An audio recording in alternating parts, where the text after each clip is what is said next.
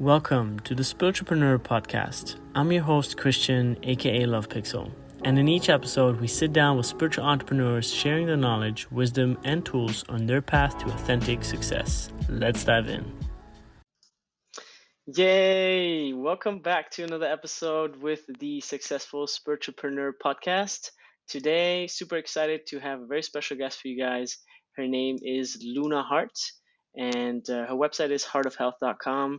And Luna is a expert all around women's fertility, women's womb wellness, as well as coaches people all around somatic experiencing, and also has group programs for all these things and specialities. So we're really excited to have her on the podcast today, and we're excited to chat about cycle charting, astrology a little bit, and also, of course, fertility coaching. So because everything with Luna is about the womb. Okay, so welcome to the podcast, Luna. And yes, thank you so much for being here. Thanks, Christian. It's good to be here. Yeah. Love it. All right. So, as since this is the Successful Entrepreneur podcast, we want to make sure people understand, your story, where you come from, and your journey on how you became the person you are today. So, if you could give us a brief overview of your background, your highlights, and some of your achievements in your own entrepreneurial journey, that would be fantastic. Yeah. So, my business is a little bit of a reflection of my personal health journey. So, I help my clients in the same way that I helped myself through some pretty huge health challenges at a very young age. And yeah, I think, and I think this is kind of like a specialty for the people that you serve as bringing their, passions to the world, because as you can imagine, a healing journey and then making it a business, it has a lot of emotions and passion behind it. But really, like the broad stroke of the health journey was I had cyclical strep throat as a child, and my really beloved stepdad, who really thought he was doing the best he could at that time, he wanted to keep me out of the doctor's office, and specifically, they wanted to take my tonsils off, remove my tonsils. And I remember at a really young age, like, and I'm proud of my intelligence to know this, but I didn't want to have my tonsils removed. And his way to do that was to just put me on amoxicillin as if it was a vitamin throughout my whole growing up. And, flash forward, we know so much about proper antibiotic use these days. And we know that you can overdo it and you shouldn't just throw it at every single thing that you have. And really, unfortunately, what it was is I just, destroyed my immune system. I ended up destroying my gut. So I do specialize in gut health. And then eventually at age 21, I lost my cycle for a whole 7 years. And that's kind of like the prime years of a woman's fertility. And yeah, it was kind of like a dark time, because like this was literally almost like 2 decades ago. And I'm so grateful that there's more knowledge out there. But back in the day when I wasn't menstruating and I had like a laundry list of symptoms and just was hating life, hating being in my body, honestly didn't know if I was going to make it. People just wanted to continue to band-aid my experience and not get to the underlying root cause of what was going on for me. So I had to be my own health advocate. I had to deeply dive in and educate myself on health and hormones and gut health, and eventually environmental toxins was a big part of my healing journey. And really just, went through the process of healing myself over many seasons, many years. It took way too long, actually. And what I offer today is hopefully a more expedited journey to healing and getting back to the body, getting back to just loving your menstrual cycle, even actually claiming it as a superpower. And just, enjoying being a woman and being a cyclical body, loving food, To be really honest, I was so sick at one time, I didn't think I could eat anything. It was really scary. I have a really dear friend who knows me from that time period. She was like, "Oh yeah," she's like, "I remember I was renting the room with you, and like you were gonna like cook for us, but then we realized you had like all these like food restrictions, and at the time I think I was down to like three foods that I thought I could eat, and yeah, so I had to heal on a physical, mental, emotional, spiritual level, and on a nervous system level. And that's, the nervous system piece was huge with the food sensitivities. And yeah, I would consider myself a survivor because I felt like I battled some horrific infections. Like, I actually had some kind of infection that even infectious disease specialists couldn't name, and it was like taking over my body. And yeah, I just had to keep praying, and I had to stay diligent with my health protocols. And like I said, it was kind of a long journey, but I am 44, and I actually share like a lot about where I'm at now, which is quite balanced, quite resilient actually. Like, that's always what I wanted, was resiliency. And yeah, even like, so I chart my cycle. I teach women how to chart their cycle and know that they're ovulating. And I ovulate every cycle. I have incredibly balanced hormones at age 44, and feel like I live a very symptom free life. So that's what I hope for my clients to receive. So, Wow. Yeah. So you truly are, a health warrior, you know? You've went through so much, it's incredible, you know? yeah. And yeah, so, I think, one thing I really respect about your work is that, everything you do is just coming from so much of your own experience, right? Mhm. And what's interesting for me, or the question I have around that, is what made you like what in you made the decision to say, well, I'm gonna make this a business. I'm gonna help other people with this, versus just, yeah, I'm just gonna figure it out for myself, and then that's it. But like, there's something extra. There needs to be an extra sort of passion there in order for that to happen. So can you speak to that? Yeah, and that was really clear in some of the darker moments, where it was like, okay, this really bad. And in the darker moments, the like light at the end of the tunnel was, this is going to be meaningful. This is going to help others. This is going to give me the information on how to heal so I can help others. It really was the light at the end of the tunnel. So. Wow, that's crazy. Yeah, and I think so far, like, have you like what have people said that worked with you? Like, have you had some positive experiences, some how is it when you transform somebody's life like that? Because I feel it's in a whole another level, you know? Yeah, I feel like people just want to have someone that they trust and is like kind of looking in all directions for them. And sometimes it's like, really out of my wheelhouse, but I'm like actually helping refer them to right places if it's not in my wheelhouse of what they're experiencing. And I feel often, unfortunately with the medical system, is it's really blinders are on, and, it's just so quickly that they want to diagnose and treat with a medication. And to be honest, if they can't do that, then they don't know what you have, and they send you home, or they gaslight you and tell you that you're crazy, nothing's wrong with you.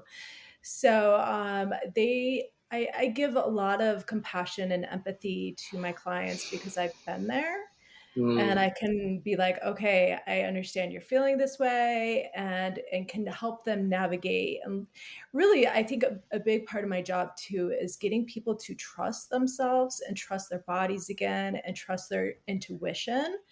And I really try to hone on their intuition and mine alongside of functional lab work, also looking at cycle charts, but really kind of pulling it all together, to know the best path forward to heal. wow. Yeah, that's powerful, and I think when you help people that way to empower themselves, it's just something that's so, I don't know, so fulfilling because it's not something that creates a dependency. I think that's really, and how you do it also, I think it's so soft, it's so feminine, it's so like we massage it out, we sit it out together. It's like a very trusting, compassionate space that you invite your clients into, which I very respect, and I think is incredible. What trust can do when people feel safe. I had this Mm. conversation with my friend 2 years ago in Costa Rica, and we are just like, you know what? I think enlightenment is just being safe.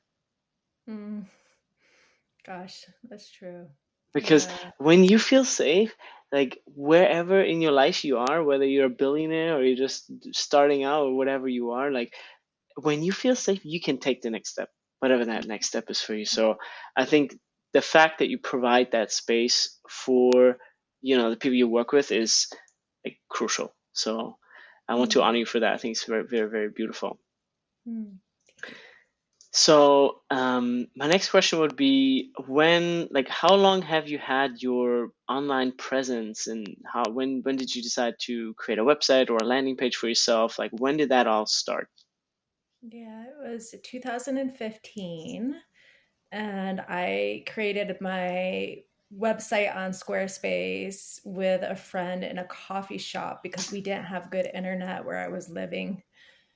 And it was pretty rustic, and it worked. I actually started to do like my first thing to offer was like a spring cleanse, and I still do this cleanse today. And I actually have people who did it back with me in 2015 that did it with me last year. So it's kind of cute. It's my low ticket, like just hop in, let's do some work together.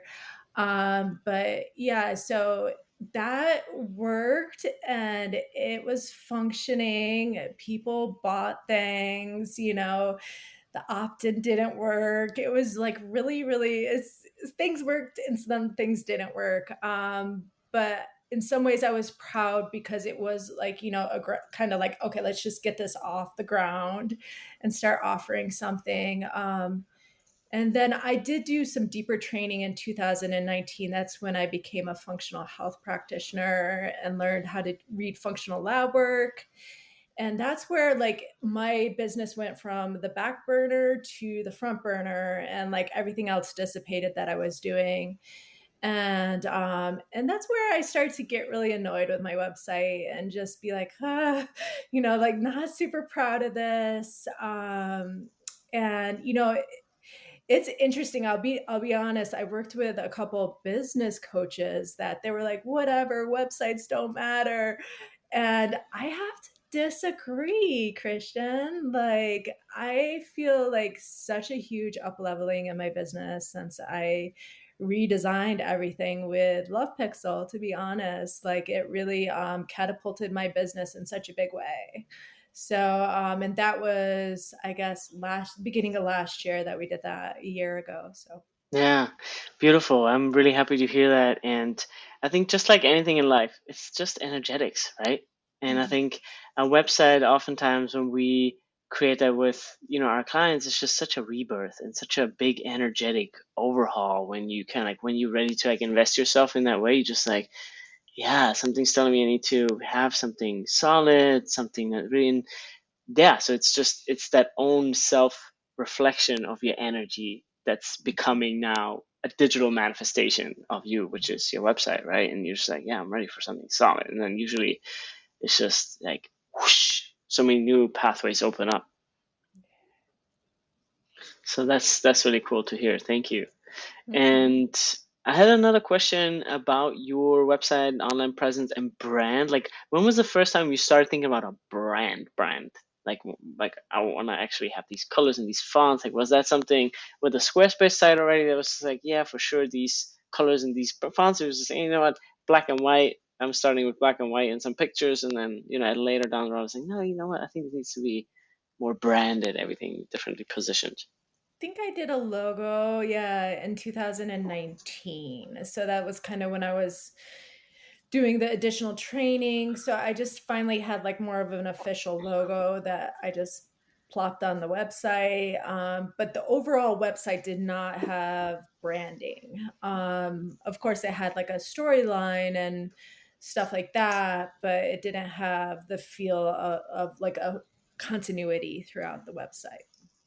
So for somebody who's just starting out, or doesn't really have an online brand, what is there any tips or strategies you recommend for developing an authentic online presence? Work with you. Ah, that's uh, you're so sweet. But yeah, no, I think getting help is great. I think I do recommend getting help. I mean, yeah, for me, like I think that's why I didn't have it before because I couldn't really like I had a feel for it, like I could tangible kind of tangibly touch it. And then I knew I wanted I knew what feel I wanted, but what it actually looked like and was going to be on a website, I had no idea. So, I do feel like getting professional help is wise. Cool.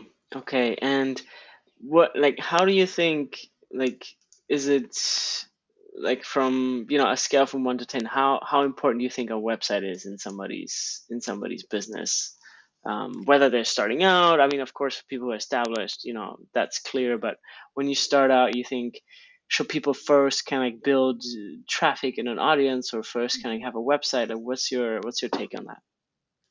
Yeah, I think it's all about where you're coming in at. If finances are tight and you just need to get off the ground, I mean, I did get off the ground. I was functioning business, for many years on a really horrible website, and it worked. Like people still signed up for with me, but I think when you're ready to really truly invest. And also for me, like even like that investing in my business was like, oh yeah, just gave me more permission to even know my self-worth and my work, on some level.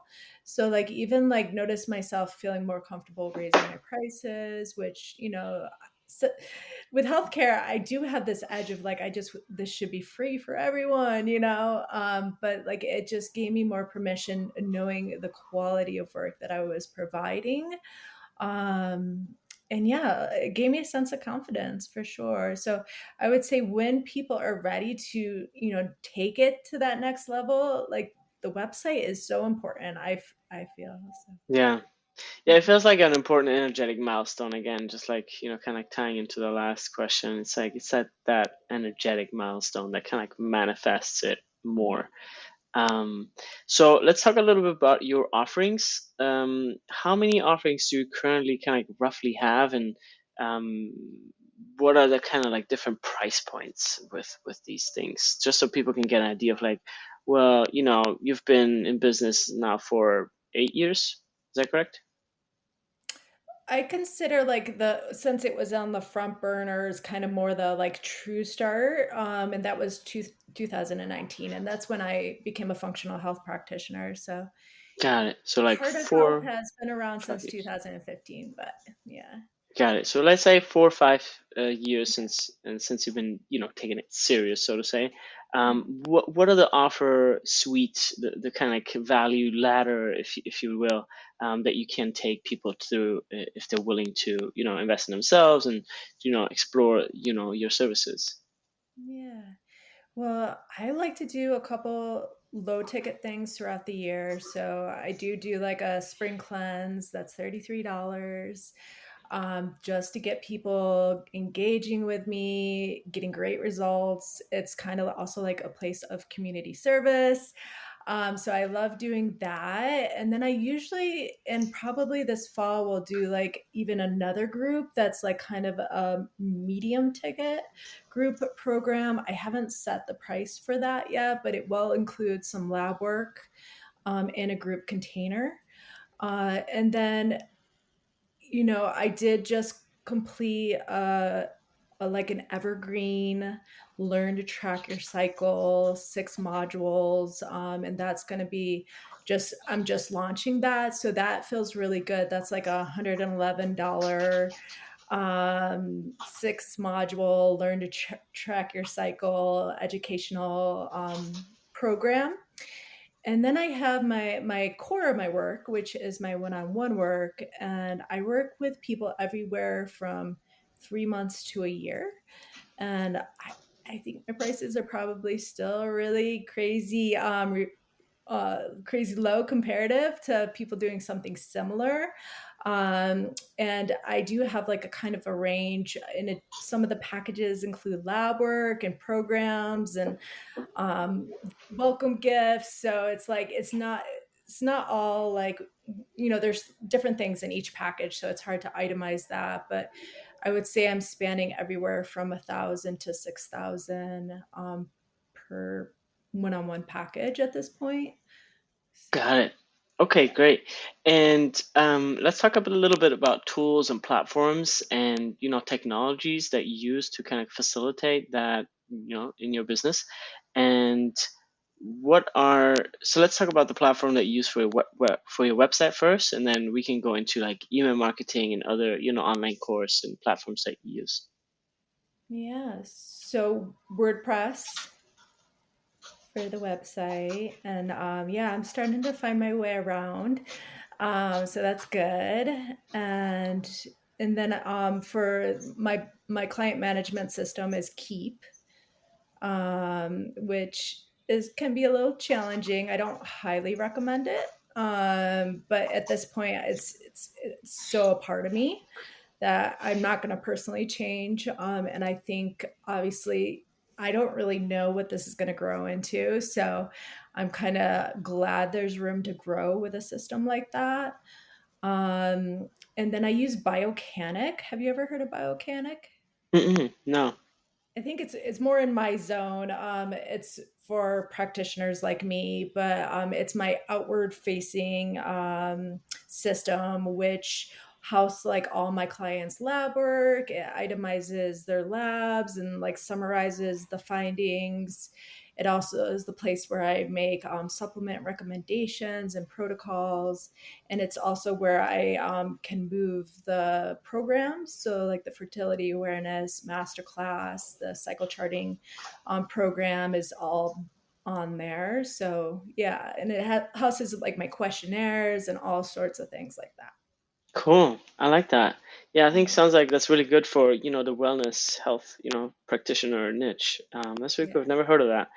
Um, what I want to talk a little bit more about these tools. What do you like and don't you like about WordPress? Because, all platforms have pros and cons. So I really want to, open the conversation to just like have an honest conversation about these platforms. Be like, yeah, this I didn't like, but this I like about it. And so, yeah, what Mhm. do or don't you like about WordPress, working with WordPress?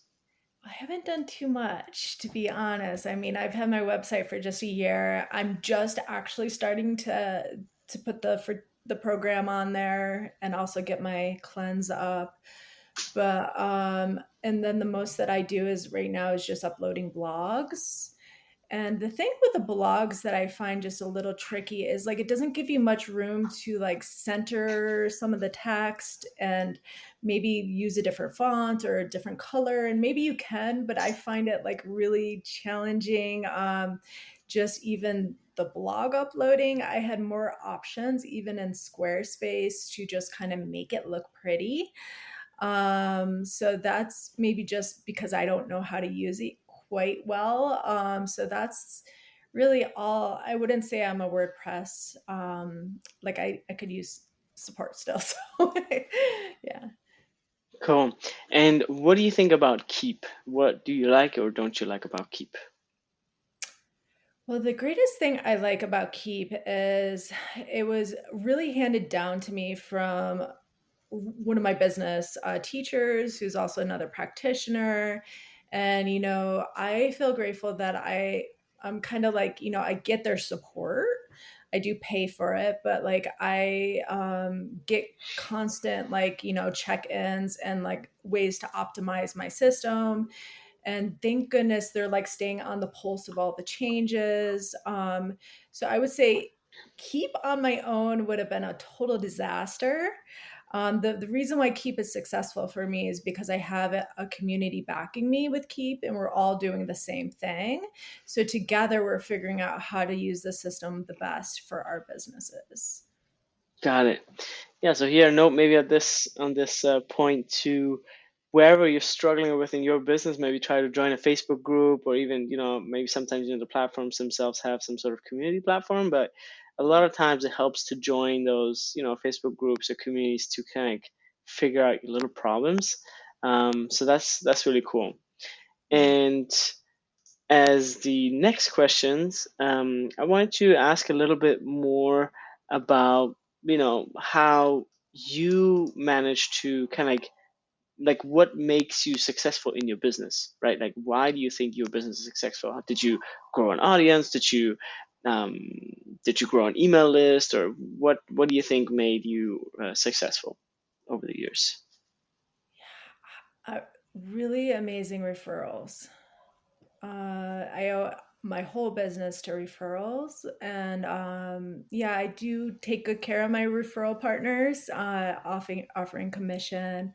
But I think they're also just really referring me. A lot of my referral partners are past clients or people who know me really well and can just feel very comfortable referring their clients or their friends or their family members to me.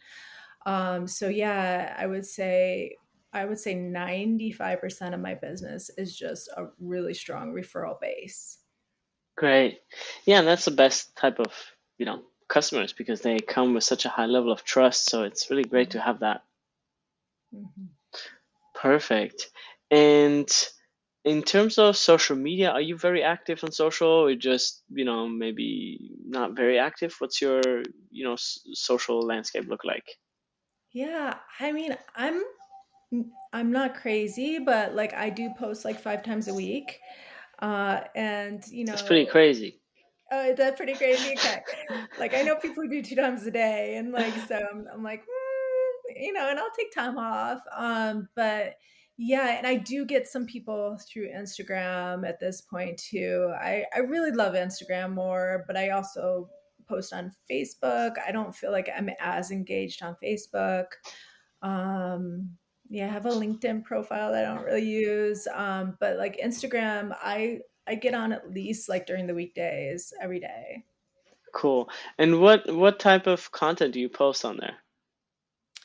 All sorts of stuff. Right now, I am talking about fertility awareness and cervical fluid and basal body temperature. I actually had my first post taken down um, Interesting. Why is that? because I was showing cervical fluid. I guess you can't do that. Um, but yeah, Interesting, yeah. and I talk about gut health a bunch. I talk about environmental toxins. Yeah, just hormones, coming off birth control. I talk about the lab work and I share my lab work. Last year, I had a great time like doing all the tests on my body and actually showing it to the world and showing them what I found and like how like this has been a process to get to this place. And then I also just love to do IG lives every once in a while. So yeah, just kind of a little bit of everything. And what do you talk about on your IG lives? Like, what do you think are good topics? They just come to you, or you think these are kind of like my three pillars I always talk about, or is there anything that guides you there? Yeah, I think we're just I go intuitive with it, and so I have one coming up. We're going to talk about the preconception journey. And it's another practitioner that I'm going to be slightly interviewing because that is part of my zone is supporting women with their bodies before they actually embarking on trying to get pregnant, whether they're having fertility challenges or not. And this practitioner actually, she's been in that journey and kind of struggling. And I wanted her to come on the IG Live and just share her journey. She's had a few miscarriages, so talking about pregnancy loss And we're just going to get into what she's personally doing to try to optimize her fertility. And I'm going to share some insights also. So we're doing that one on March 1st. And that's all I have scheduled right now. But Cool. That's yeah. great. Um, so I think like the next question is really gonna have no problems with it because you are already so authentic. But how do you maintain authenticity and like connect personally with your audience, like especially on social media and posting, et cetera, et cetera. I think, yeah, as an extreme introvert, when I first embarked, like even like back in 2015, when I first started the website and trying to put myself out there, it was kind of like the door opened and then I shut it and I was like, oh my God, like, no, just like it was kind of scary to be online. And I had to like actually just get to a place eventually where I wanted this business so bad that I just didn't care anymore. And it was just time. And you got to allow yourself to not be perfect. If you're putting on a mask and a persad that like you have it all together all the time and like it's always perfect, you're always showing up just glowing, then it's that's not what people want. People want to know you're a real person dealing with real things. And then also like it was helpful just to start sharing my journey. And I find that a lot of people really gravitate towards that and are grateful to hear about a success, a health success. And yeah, I think those two things, like letting go of being perfect and just being more vulnerable with my actual shares, have been helpful. Beautiful.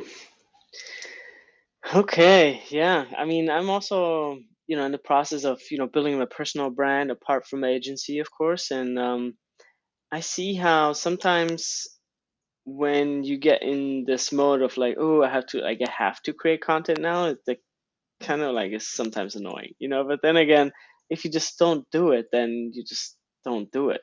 So for me, the question is like, like, what is a good balance? Like, is there any tool you use to support you on this journey? Or, I mean, for me, for example, the three topics I'm most passionate about is, website branding. That's one kind of like pillar that I love to talk about. Then I have tea. I love tea. I always have tea with me when I drink, when I design, when I do anything. I love tea.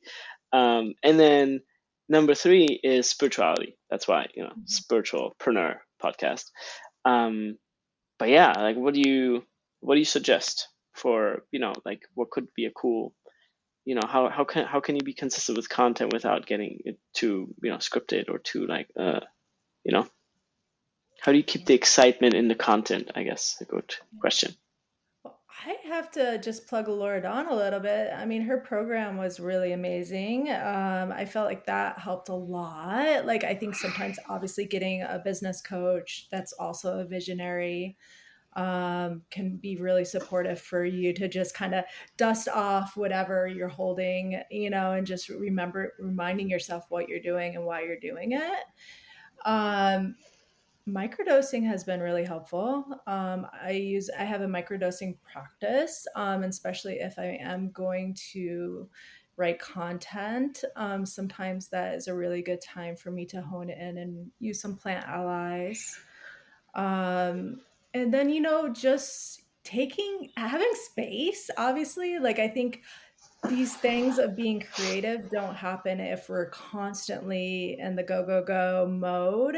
You have to actually plug it into your calendar and say, hey, this Hmm. is the space for creation. So Yeah, that's beautiful. And so you do have that. You have that scheduled once a week or something like that. You sit down for 2 hours and write a blog post. It's always Wednesdays or Thursdays or something like that. And yeah, I'm doing like I think I implemented more clarity around doing the work with Laura Dawn. But yeah, Mondays. Mondays are my good days. Fridays too, and I'm just actually seeing clients Tuesday through Thursday.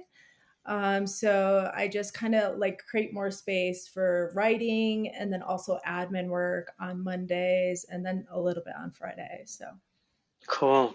I like that. And what's your favorite tea? Random yeah. question. I mean, I love matcha. Like, I'm definitely like, little matcha fan. Yeah, I also like herbally. I like roasted dandelion and burdock a lot. Beautiful.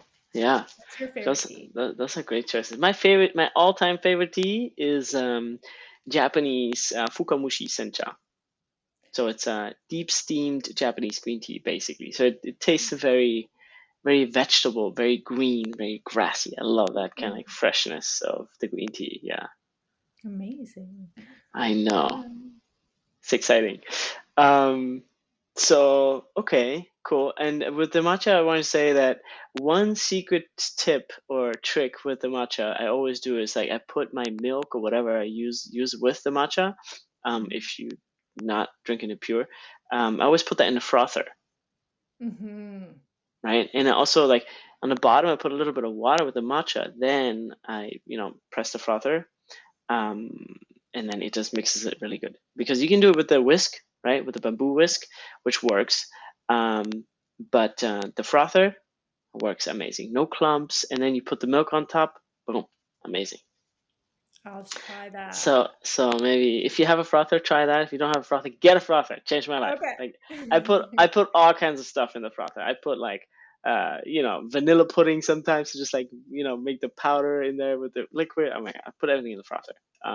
Mud water is very popular these days. Mhm. And there's also something called Everyday Dose, which is matcha by Tenzo Tea. Tenzo is like a American matcha brand. They get their stuff from Japan too. Um, of course, where else? And but they put in collagen and other stuff into in like different mushrooms, Mm, like reishi mushrooms. So if you're curious about a different type of matcha, try Everyday Dose. okay. Yeah, Yeah, that makes and sense. I then do like mud add water, I things think too. in with my matcha. That's kind of my style. So, Yeah. Yeah. yeah. Yeah, I love tea. Okay, we're gonna just talk about tea in the next 15 minutes. I love it. Um, yeah. Also, I'm so excited about tea. I even started my own Amazon brand. It's called One with Tea. So I started that last year, and then we ordered, I think it was 100 kilo worth of tea from Japan.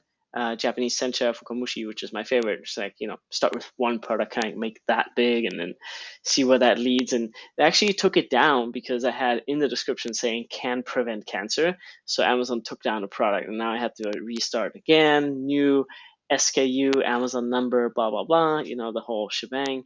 Lost all the reviews, but it's part of the journey. And I think Mm, it kind of like that. It's like the lesson in business, like or in life. It's like if you want something so bad, it just doesn't matter. Like you could take that tea down as often as you want. Like I'm gonna put my tea back up there because I just love tea. I think it's really something that brings me into the present moment and mm, centers myself. Like in my life, everything's about love, and tea brings this element of presence, right? mhm, mhm. So yeah, beautiful, beautiful stuff. Love. Um, yeah.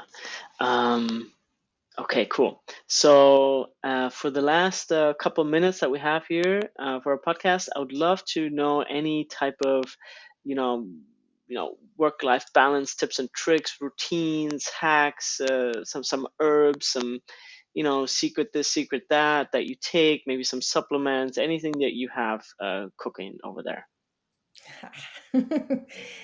Well, um, I think we all have our different outlets. I mean, I think it's just so important that we have our places to let go. I have a three-person infrared sauna right there, so that's staring me in the face and is definitely a huge resource for me as a highly sensitive individual, and through my health journey. So that's been a good ally. What does infrared do? Sorry to stop you there, but a lot of times people they hear red light, infrared, but like what does it actually do? And I think you might know. That's what I'm asking. Yeah. I mean, it definitely penetrates deeper into the body. The waves actually can penetrate into the organs and actually help you detox on a visceral level. And a lot of people experience that. The other thing that's nice about infrared is it's like heating you at kind of a lower temperature, and you're getting a full body sweat, like waterfall style, but you're not like roasting at like 180 degrees. It's more like 130. So it's kind of nice for people who run hot, or like, maybe have more of a fiery constitution. Um, but yeah, a lot of people, they'll say like, I'll put them in there and they'll like go to the bathroom and feel like they like peed out something, like their pee really stinks, or, the body odor smells a little differently afterwards. And it does like, just, it goes in really deep and gets you to like kind of really sweat some toxins out. So I do that at least once a week. So that's important. Beautiful. Um, Number yeah, one, infrared. Okay. infrared. What else? Um, for me, I mean, I personally work online. I stare at screens a lot, and just getting outside is so crucial. So I make sure at least once a day I'm outside, hopefully staring at the sun, getting sun on my face, walking my dog, and maybe taking that longer hike, at least doing like 30-minute walk, even if it's cold. So being outside is just super, super crucial.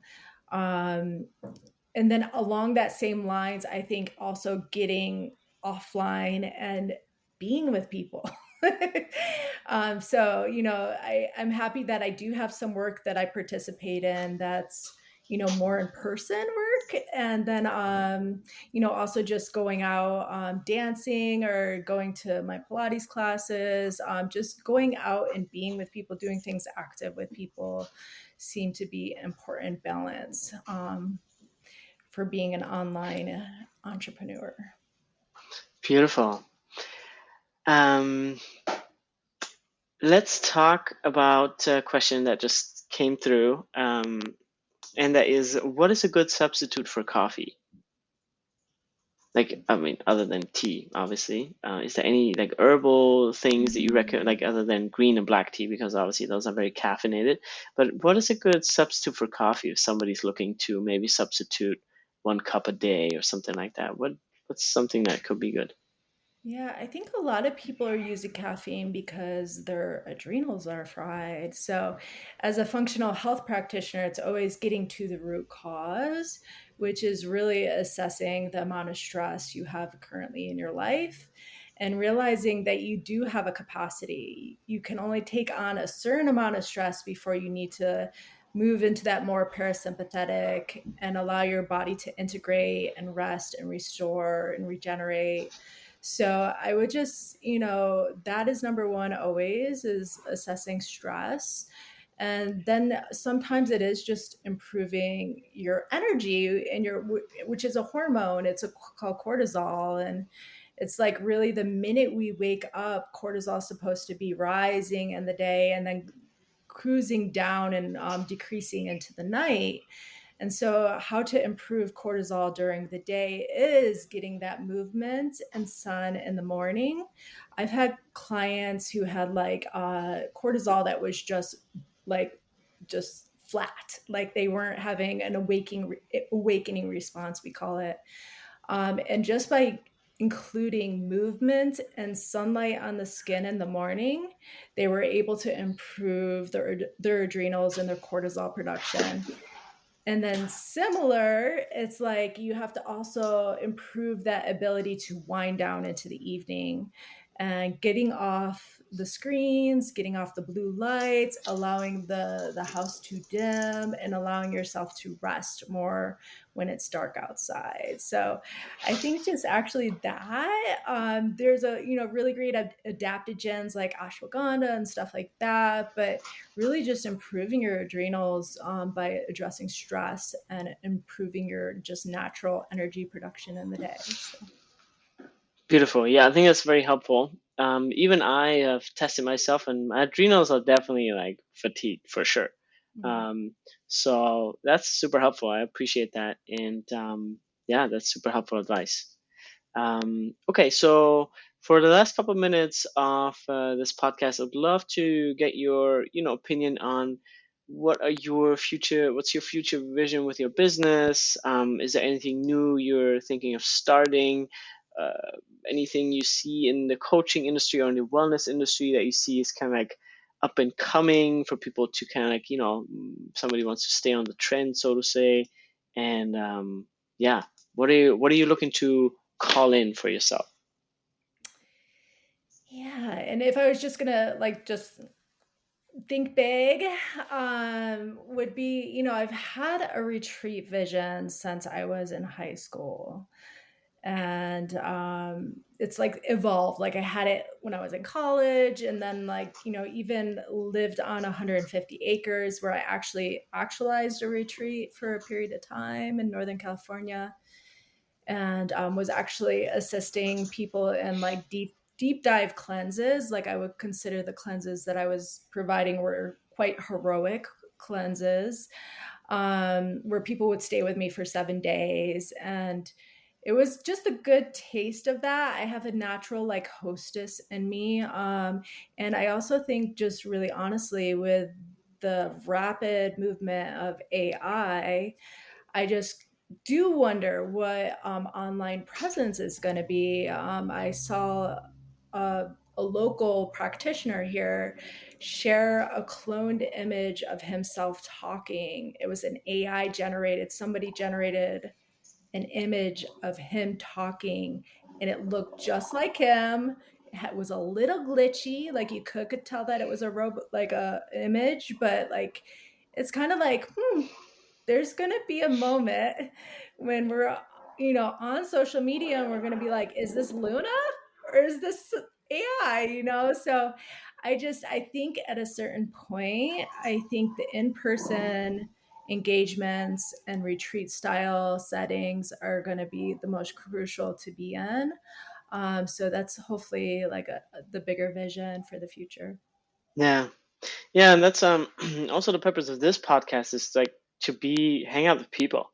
I mean, even though it's virtual, it's like we're spending time together and we're having a connection, right? And other people are listening or watching this, and they get something out of that, of this authenticity, of this like unscripted talking, right?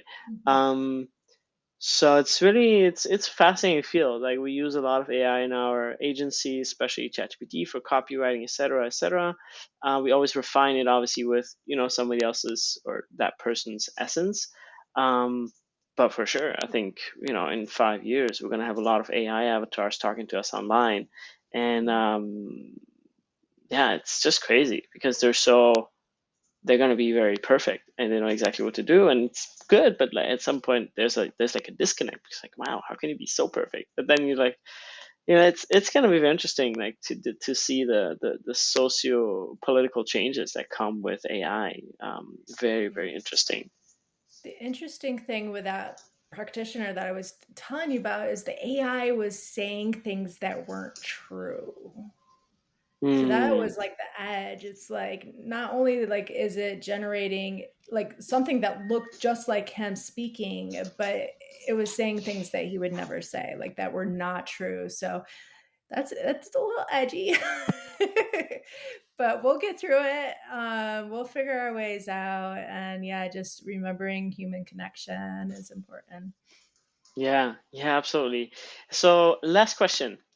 What key piece of advice would you give any spiritual entrepreneurs, whether they're starting out or already established? Like, what's the one thing that you should take into account when becoming a spiritual entrepreneur? Oh, such a good question.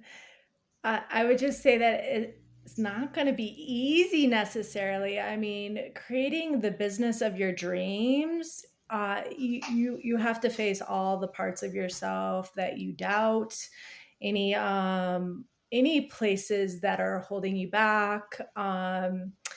And really, truly, there's going to be highs and lows, and you just have to ride them smoother. And that's what I feel like, even now when I'm like, 4 or 5 years into my business, it's like, oh, it's a slow month. Okay, great. Let's just sit back and enjoy it. While, I can have the big months that just like totally, totally take care of my year almost. So I do feel like that is part of being an entrepreneur. And at first, it's not the steady paycheck that maybe someone's used to, but it is worth it in the end, in my eyes, because I do create my reality. I am doing my passion work. I get to create my schedule. I get to go to Costa Rica in a couple weeks. And this is all because I've created this life and this business. So Beautiful. Well, thank you so much for sharing all your wisdom and your experience and your heart with us on this podcast. And yeah, thank you, Luna. welcome, Christian.